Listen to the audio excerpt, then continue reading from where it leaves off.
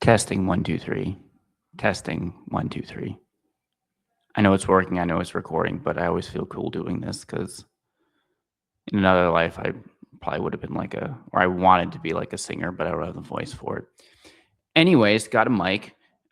Still clearly trying to set up the studio and the lighting. So thanks for coming with me on this journey. This is a lot. It's a lot more technical than you realize setting up a YouTube channel. I mean, I knew it was technical, but yeah, there's just a lot of stuff. So next is setting up the lighting, figuring out all this other stuff, webcams, all that jazz. But today I want to talk about Avatar Fire and Ash. And so Fire and Ash 3, what does it cross? Like the $1 billion mark per deadline. So it surged even higher up during its 5th weekend in theaters. The is kicked off on December 19th.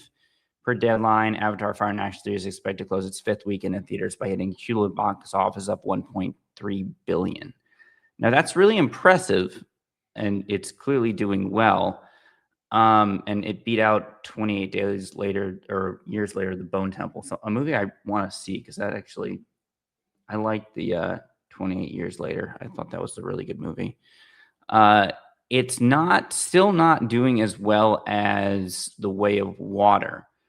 So as they note, Fire and Ash is hitting its benchmarks much slower than previous Avatar movies. For instance, it's only passed $350 million domestic milestone, which is something that both of its predecessors had done at least 10 days early in their respective runs. While this calls its ability to gross more than $2 billion into doubt, it's still rocketing up, all the time at the charts.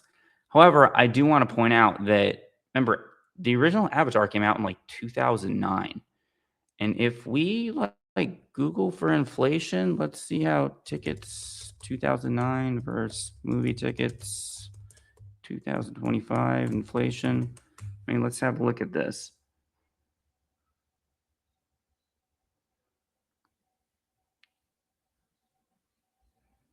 So, yeah.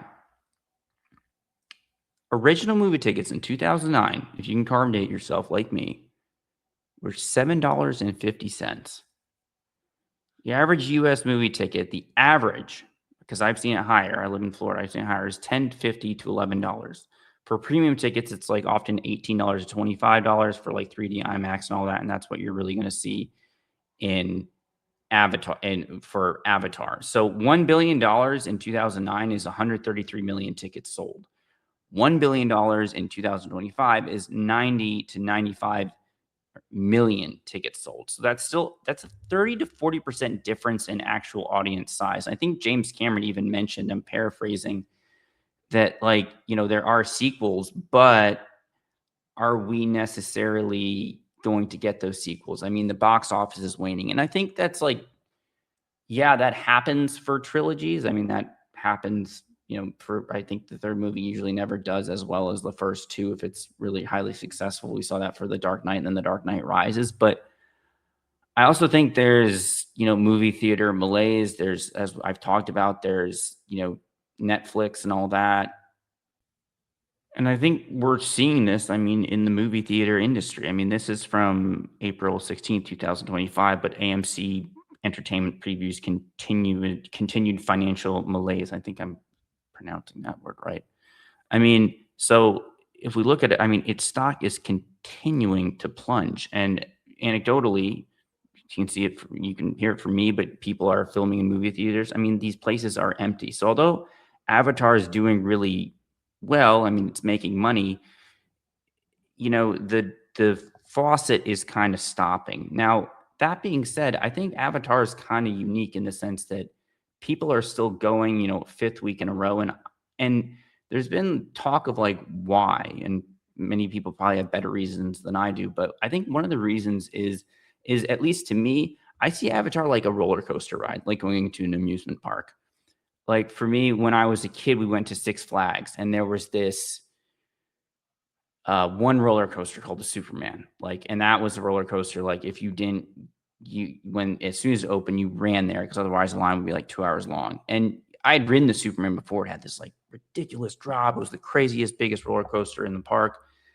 And you knew what you were getting, but you always wanted, it didn't matter how many times I rode it. I wanted to ride it again every time. And I was excited. So Avatar to me, it's it's like entering a theme park. You've been there 1,000 times, but you're going with the family and it's fun.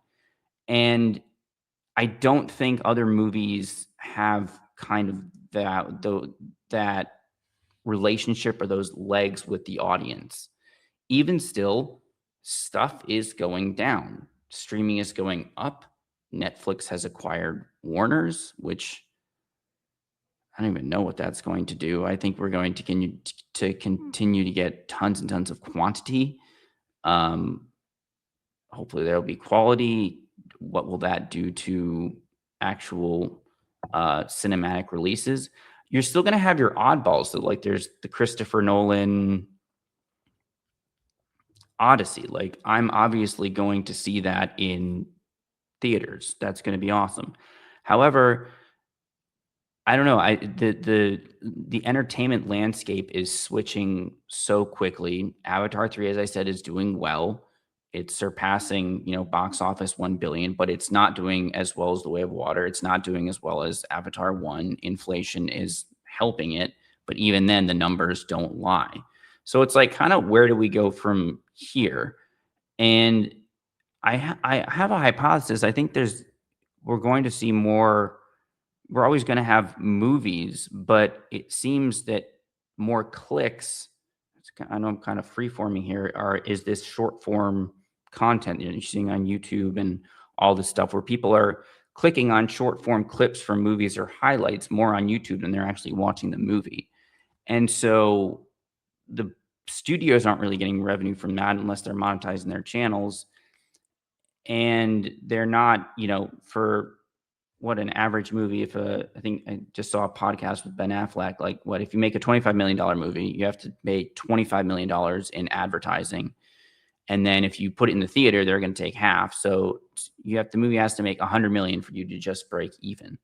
So, like, the model of movie making is kind of economically is kind of breaking. And either the budgets have to tighten up, and I'm not some industry insider, the budgets have to tighten up.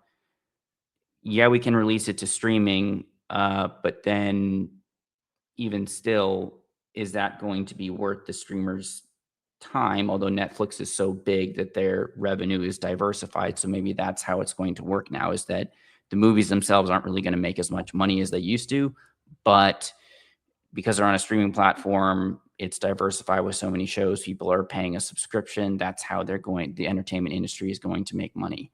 It still makes me sad, and I'm carbonating myself because, like, I don't know, when I remember the last time, like, when I went to a theater. I mean, I've been to a theater since then, but I cited Avengers Endgame in the recording I did with George. I remember being in the theater and that scene with Iron Man, where he confronts Captain America, and it basically, like, rips off his metaphorical heart and put it in his hands and said, "Hey, you weren't there." Like, that was an audience experience. And although we have better entertainment than we ever have had in our homes, and it's more convenient and it's cheaper, and I get it. I'm doing it. I'm not going to the theater pretty much. I, I go to the theater maybe a couple times a year, maybe once or twice a year, maybe. I get it. But on the other hand, I don't know, there's something communal about the theater. And with everything going on, I don't know, where will the next entertainment community be? I mean, it'll be online, but I still think there's something for being in person. And Avatar is still getting butts in seats, but the party is coming to an end.